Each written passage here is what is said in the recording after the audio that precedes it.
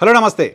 Kaleshwaram project అంశానికి సంబంధించి తెలంగాణలో రేగిన రాజకీయ దుమారాన్ని చూస్తున్నాం. గడిచిన కొద్ది సంవత్సరాలుగా కాళేశ్వరం అంశం చుట్టూ తెలంగాణ రాజకీయాలు నడుస్తున్నాయి.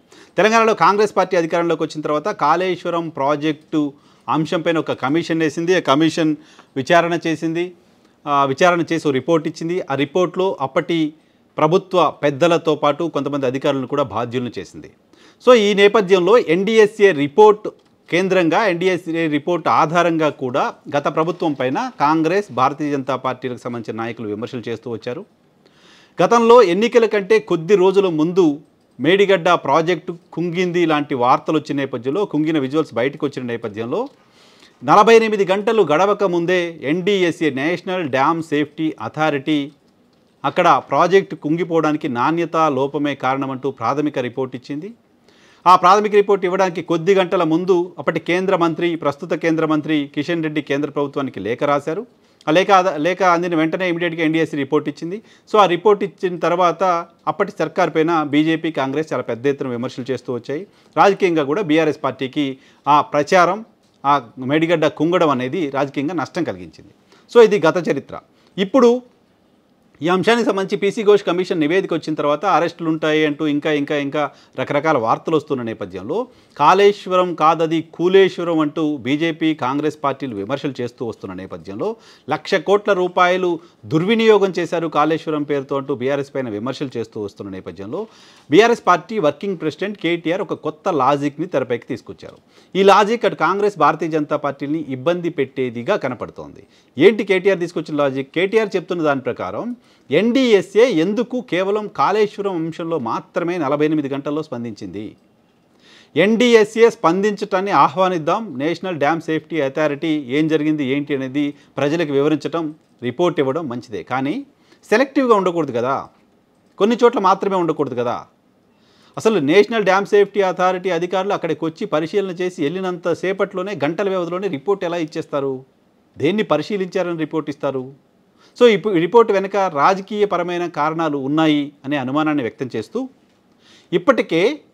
ఇప్పటికే పోలవరం, ఆంధ్రప్రదేశ్కు సంబంధించిన పోలవరం ప్రాజెక్టు నిర్మాణంలో కాఫర్ డ్యామ్ 2 సార్లు కొట్టుకుపోయింది. కాఫర్ డ్యామ్ 2 సార్లు పూర్తిగా కొట్టుకుపోయింది. డయాఫ్రమ్ వాల్ దెబ్బతింది 2 సార్లు. సో పోలవరం ప్రాజెక్టు రాష్ట్ర ప్రభుత్వం నిర్మిస్తున్న ప్రాజెక్టు కూడా కాదు, నిజానికి కాళేశ్వరం ప్రాజెక్టు కాదు, రకరకాల బ్యారేజీల నిర్మాణంతో కూడిన ఒక ఎత్తిపోతల పథకం. బట్ పోలవరం ఒక ప్రాజెక్టు, ఓ నదికి అడ్డంగా నిర్మిస్తున్న ఒక ప్రాజెక్టు, పైగా అది కేంద్ర ప్రభుత్వం నిర్మిస్తున్న ప్రాజెక్టు, ఓ జాతీయ ప్రాజెక్టు. సో ఆ జాతీయ ప్రాజెక్టుకు సంబంధించిన కాపర్ డ్యామ్ 2 సార్లు కొట్టుకెళ్ళిపోతే, హైడల్ ప్రాజెక్టు పూర్తిగా నీటిలో కొట్టుకుపోతే, డయాఫ్రమ్ వాల్ 2 సార్లు దెబ్బతింటే ఒక్కసారి కూడా నేషనల్ డ్యామ్ సేఫ్టీ అథారిటీ అటువైపు చూడలేదు ఎందుకు? అక్కడ ఏం జరుగుతుందో కనీసం పరిశీలించలేదు ఎందుకు? National dam safety authority report ఎందుకు పోలవరం విషయంలో లేదు? ఎందుకు కాళేశ్వరం విషయంలో మాత్రమే ఉంది? కాళేశ్వరం అనేక బ్యారేజీలతో కూడిన నిర్మాణం. మేడిగడ్డ దగ్గర ఒక 2 పిల్లర్లు కుంగితే ఎన్డీఎస్ఏ స్పందించి రిపోర్ట్ ఇచ్చింది. బట్ పోలవరం ప్రాజెక్టు, ఆ ప్రాజెక్టుకు సంబంధించిన కీలకమైన కాఫర్ డ్యాము డయాఫ్రమ్ వాల్ కొట్టుకుపోతే, కూలిపోతే కనీసం స్పందించకపోవడాన్ని ఏ రకంగా అర్థం చేసుకోవాలి?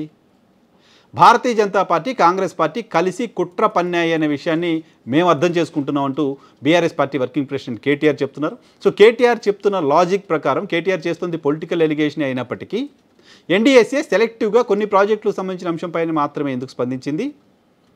పోలవరం పైన ఎందుకు స్పందించలేదు? ఎందుకు కొట్టుకుపోయాయి? రీజన్ ఏంటి అనేది ఎందుకు స్పందించలేదు? నిజానికి పోలవరం కేంద్ర ప్రభుత్వం అజమాయిషిలోని పోలవరం ప్రాజెక్ట్ అథారిటీ పీపీఏ ఆధ్వర్యంలో అక్కడ పనులన్నీ నడుస్తున్నాయి. రాష్ట్ర ప్రభుత్వం పర్యవేక్షణ చేస్తోంది, కేంద్రం డబ్బులు ఇస్తోంది, నిర్మాణానికి సంబంధించిన బాధ్యతలన్నీ రాష్ట్ర ప్రభుత్వం చూస్తోంది, పీపీఏ అథారిటీ మానిటర్ చేస్తుంది.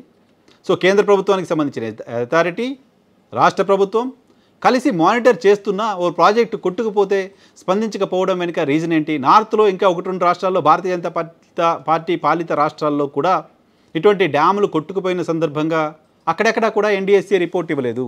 గడిచిన దశాబ్ద కాలంలో ఎన్డీఎస్ఏ ఓ ప్రాజెక్టుకు సంబంధించిన అంశంపైన రిపోర్ట్ ఇచ్చింది ఆఘమేఘాల మీద, అంటే కేవలం కాళేశ్వరం విషయంలో మాత్రమే.